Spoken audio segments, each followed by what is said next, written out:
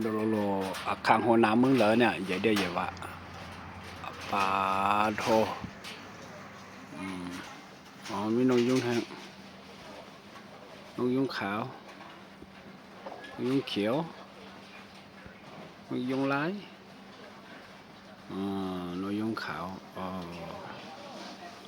นกยุงเปาะยุงมงแม่